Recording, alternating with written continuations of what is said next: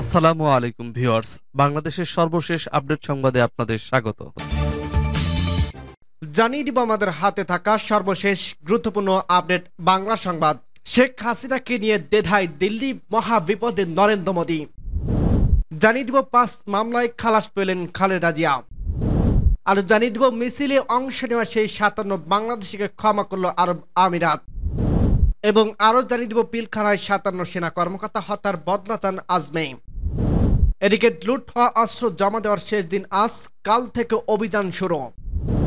সর্বশেষ জানিয়ে দিব সচিবালয়ের সামনে শতাধিক শিক্ষার্থীর দাবি। শুনছিলেন সংবাদ শিরোনাম, এরপর বিস্তারিত। তার আগে অনুরোধ থাকবে, ভিডিওটি যদি ভালো লেগে থাকে ভিডিওটিতে একটি লাইক এবং কমেন্ট করে জানিয়ে দিন ভিডিও সম্পর্কে আপনার মূল্যবান মতামত, এবং আরো কমেন্ট করে জানিয়ে দিন ভিডিওটি আপনি কোথা থেকে দেখছেন এবং শুনছেন। শেখ হাসিনাকে নিয়ে দ্বিধায় দিল্লি। বাংলাদেশের সাবেক প্রধানমন্ত্রী শেখ হাসিনা ছাত্র জনতার তুমুল আন্দোলনের তোপের ক্ষমতা ছাড়া ১ মাস হতে চলছে। এখন তিনি দিল্লিতে রাজনৈতিক আশ্রয় আছেন। গত ৫ আগস্ট হাসিনার নাটকীয়ভাবে ক্ষমতা হারানোর পর তিনি একটি সামরিক হেলিকপ্টারে করে ভারতে পালিয়ে যান। তিনি দিল্লিতে অবতরণের পর গণমাধ্যমে বিভিন্ন খবরে বলা হয়েছিল হাসিনা যুক্তরাষ্ট্র এবং যুক্তরাজ্য এবং সংযুক্ত আরব আমিরাতে আশ্রয় নেওয়ার চেষ্টা করছিলেন, কিন্তু দেশগুলো ছাপ জানিয়ে দিয়েছে তাদের দেশে হাসিনার কোনো জায়গা হবে না। এই পরিস্থিতিতে তার সামনে অপশন মাত্র দুটো, হয়তো নিজেই ভারতের রাজনৈতিক আশ্রয়প্রার্থী হিসেবে থাকবেন, নয়তো তাকে দেশে ফিরে আসতে হবে। এখানে দেখার বিষয় ভারত হাসিনার বিষয়ে কি সিদ্ধান্ত নেয়। তবে অনেক বিশ্লেষক মনে করছেন যদি হাসিনা স্থায়ীভাবে ভারতে অবস্থান নেওয়ার সুযোগ পান তাহলে তার দিল্লিকে বাংলাদেশের বর্তমান সরকারের সঙ্গে সম্পর্ক করতে চ্যালেঞ্জ তৈরি করবে। যদি এমনটাই ঘটে তাহলে দিল্লির কূটনীতি মারাত্মকভাবে প্রশ্নবিদ্ধ হতে পারে, কেননা ভারতের কাছে বাংলাদেশ শুধুমাত্র প্রতিবেশী দেশ নয়, দিল্লির কৌশলগত অংশীদার হচ্ছে বাংলাদেশ। এছাড়া ভারতের সীমান্ত নিরাপত্তার জন্য অত্যন্ত গুরুত্বপূর্ণ ঘনিষ্ঠ মিত্র হচ্ছে বাংলাদেশ। বিশেষ করে উত্তর পূর্ব রাজ্যগুলোতে ভারতের জন্য বাংলাদেশ খুবই গুরুত্বপূর্ণ। অনলাইন বিবিসিকে এক প্রতিবেদনে এসব কথা বলা হয়েছে। এতে বলা হয় দুই দেশের মোট সীমান্ত ৪,০৯৬ কিলোমিটার। এর মধ্যে ভারতের উত্তর পূর্ব রাজ্যগুলোতে যদি কখন বিদ্রোহ দেখা দেয় তাহলে তা বাংলাদেশের সাহায্য ছাড়া মোকাবেলা করা দিল্লির জন্য কঠিন, কেননা রাজ্যগুলোর গোষ্ঠীগুলো নিরাপদ আশ্রয়ের জন্য বাংলাদেশে প্রবেশ করা তুলনামূলকভাবে সহজ।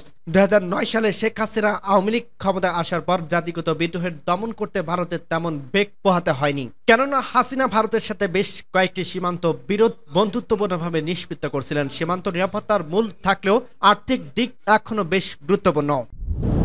৫ মামলায় খালাস পেলেন খালেদা জিয়া।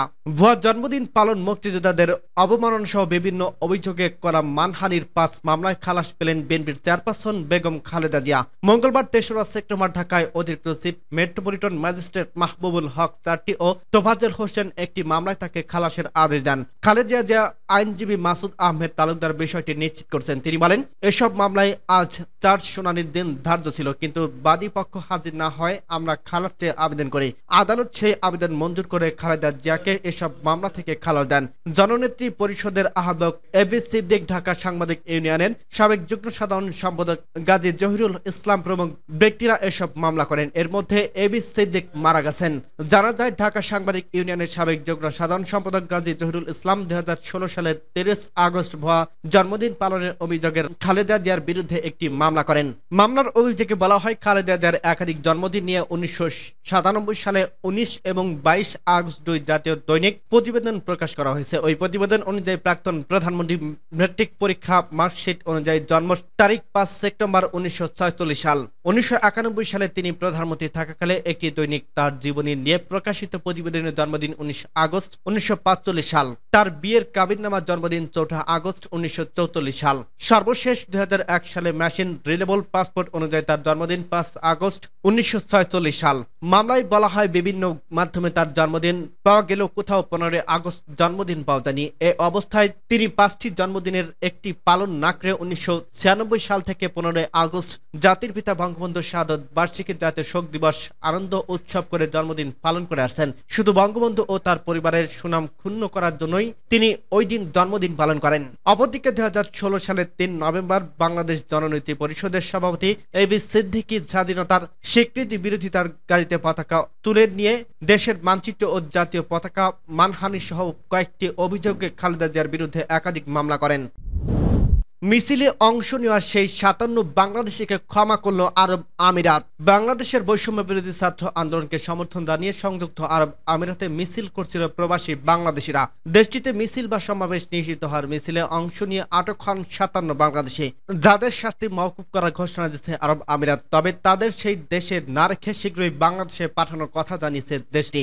আটক হওয়া 57 জন প্রবাসী বাংলাদেশিকে ক্ষমা করে দিয়েছে সংযুক্ত আরব আমিরাতের রাষ্ট্রপতি হিস হাইসন শেখ মোহাম্মদ বিন জায়েদ আল নাহিয়ান। তাদের শীঘ্রই বাংলাদেশে পাঠাতে হবে বলে জানানো হয়েছে। মঙ্গলবার সম্পাদকের সঙ্গে বৈঠকে একথা জানিয়েছেন প্রধান উপদেষ্টা ডক্টর মোহাম্মদ ইউনূস। উল্লেখ্য, বৈষম্য বিরোধী ছাত্র আন্দোলন যখন উত্তাল পুরা বাংলাদেশ, একের পর এক বাড়ছে নিহত সংখ্যা। সামাজিক যোগাযোগ মাধ্যমে সেসব আন্দোলনে ভয়াবহতা দেখে বাংলাদেশকে সমর্থন দিয়েছে প্রবাসী বাংলাদেশিরা। বিভিন্ন দেশে হয়েছে মিছিল, তেমন এক মিছিল করতে গিয়ে আরব আমিরাতে আটক হন 57 বাংলাদেশি।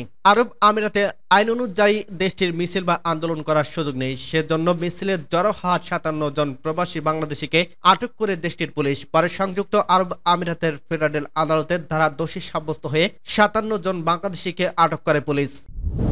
পিলখানায় 57 সেনা কর্মকর্তা হত্যার বদলা চান আজমে।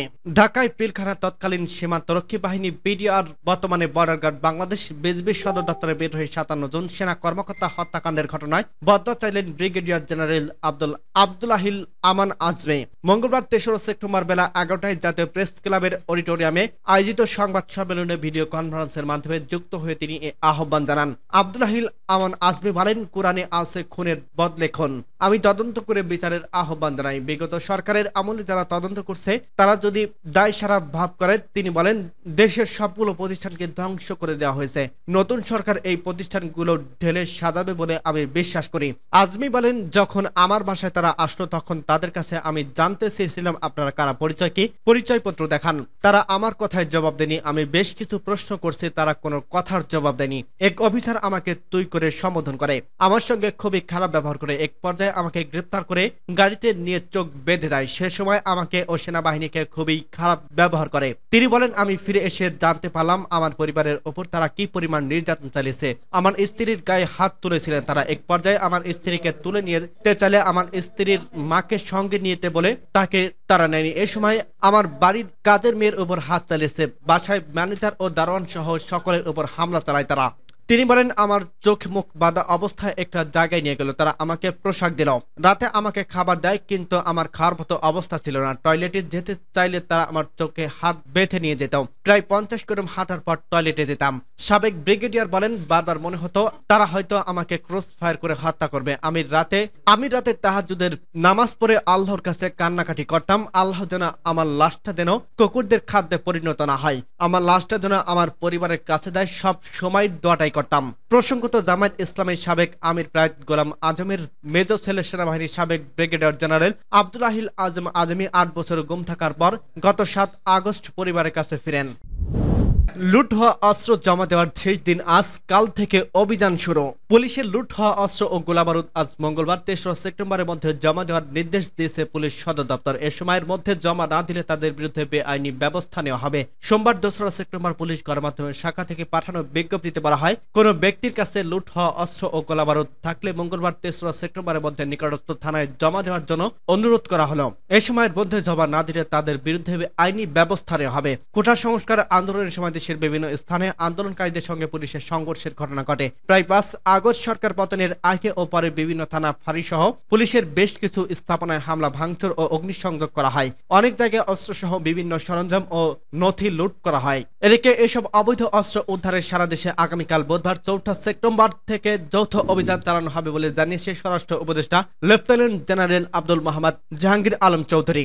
গত রবিবার স্বরাষ্ট্র মন্ত্রণালয়ের কোর কমিটির বৈঠক হয়। এতে সব বাহিনী ও গোয়েন্দা প্রধানের এবং তাদের প্রতিনিধিরা ছিলেন। সাম্প্রতিক থানা ফাঁড়ি ও পুলিশের স্টেশন থেকে লুট হওয়া অস্ত্র উদ্ধার করার বিষয়ে এতে জোর দেওয়া হয়েছে। পুলিশ সদর দপ্তর থেকে পাঠানো খুদে বার্তায় জানা গেছে, গতকাল পর্যন্ত লুণ্ঠিত বিভিন্ন ধরনের অস্ত্র উদ্ধার হয়েছে 3,880টি, গুলি জব্দ করা হয়েছে 2,86,353 রাউন্ড, টিয়ার গ্যাসের শেল 22,201টি, সাউন্ড গ্রেনেড 2,139টি। গত 25 আগস্ট স্বরাষ্ট্র মন্ত্রণালয়ের সংবাদ বিজ্ঞপ্তিতে জানানো হয়, 2009 সালের 6 জানুয়ারি থেকে ৫ আগস্ট পর্যন্ত বেসামরিক লোকজনকে দেওয়া আগ্নেয়াস্ত্রের লাইসেন্স স্থগিত করা হয়েছে। ওই সময় যাদের লাইসেন্স দেওয়া হয়েছে তাদের ৩ সেপ্টেম্বরের মধ্যে গোলাবারুদ সহ আগ্নেয়াস্ত্র সংশ্লিষ্ট থানায় জমা দিতে হবে। স্বরাষ্ট্র মন্ত্রণালয়ের তথ্য অনুযায়ী অস্ত্র গোলাবারুদ জমা দেওয়ার শেষ দিন পেরিয়ে যাওয়ার পর অবৈধ অস্ত্র উদ্ধারের যৌথ অভিযান শুরু করা হয়েছে। সংশ্লিষ্ট বিভিন্ন সূত্র জানিয়েছে, দেশে এখন লোকজনের কাছে অবৈধ অস্ত্র প্রায় ৫০,০০০, এর মধ্যে ১০,০০০-এর বেশি অস্ত্র রয়েছে রাজনৈতিক দলের নেতাকর্মীর হাতে। তাদের বেশিরভাগ আওয়ামী লীগের নেতাকর্মী। তাদের অর্ধেকেই ২০০৯ সালে আওয়ামী লীগ ক্ষমতায় আসার পর অস্ত্রের লাইসেন্স পেয়েছেন। এছাড়া পুলিশের পক্ষ থেকে বলা হয়, থানা ও ফাঁড়ি থেকে লুণ্ঠিত অস্ত্র ৩ সেপ্টেম্বরের মধ্যে জমা দেওয়ার নির্দেশ দেওয়া হয়েছে। যারা এর সময়ের মধ্যে অস্ত্রগুলি জমা না দেবেন তাদের বিরুদ্ধে ব্যবস্থা গ্রহণ করা হবে। সচিবালয়ের সামনে শতাধিক ঢাবি শিক্ষার্থী। ঢাকা বিশ্ববিদ্যালয়ের উপচর্যা শিক্ষা হিসেবে ফলিত রসায়ন ও কেমিক কৌশল বিভাগের শিক্ষক মোহাম্মদ ইসমাইলের নামে প্রজ্ঞাপনের দাবিতে সচিবালয়ের সামনে অবস্থান নিয়েছেন শিক্ষা কলেজটির শতাধিক শিক্ষার্থী। মঙ্গলবার বেলা ১১টার দিকে ঢাকা বিশ্ববিদ্যালয় থেকে মিছিল নিয়ে সচিবালয়ের সামনে আসেন তারা। এর আগে সকাল থেকে বন্যার নিয়ে রাজু ভাস্কর্যের পদদেশে বিক্ষোভে জড়ো হন ওই শিক্ষার্থীরা। সচিবালয়ের সামনে অবস্থান নেওয়া এক শিক্ষার্থী বিডি নিউজকে ডে24.com কে বলেন, আমরা দীর্ঘদিন ধরে শুনে আসছি বিদিশা ম্যাম এবং ইসমাইল স্যার প্রেভিসি হয়েছেন, কিন্তু এতদিন প্রজ্ঞাপন হয়নি। আমাদের দাবি প্রেক্ষিতে গতকাল বিদিশা ম্যামের প্রজ্ঞাপন হয়েছে, ইসমাইল স্যারের প্রজ্ঞাপন না হওয়ার আমরা সচিবালয়ে এসেছি। ঢাকা বিশ্ববিদ্যালয়ের অর্থনীতি বিভাগের অধ্যাপক সাইমা হক বিদেশে শিক্ষালয়টি উপচর্যা প্রশাসক হিসেবে নিয়োগ দিয়ে সোমবার প্রজ্ঞাপন জারির শিক্ষা মন্ত্রণালয়। এর আগে গত ২৭ আগস্ট ঢাকা বিশ্ববিদ্যালয়ের ৩০তম উপাচার্য হিসেবে নিয়োগ পান ডেভেলপমেন্ট স্টাডিজ বিভাগের অধ্যাপক নিয়াজ আহমেদ খান। গত ৫ আগস্ট শেখ হাসিনা সরকারের পতনের পর উপাচার্য প্রক্টর হল প্রত্যক্ষ এবং দিনদের পদত্যাগের হিড়িকের মধ্যে কার্যত অভিভাবকহীন হয়ে পড়ছিল ঢাকা বিশ্ববিদ্যালয়।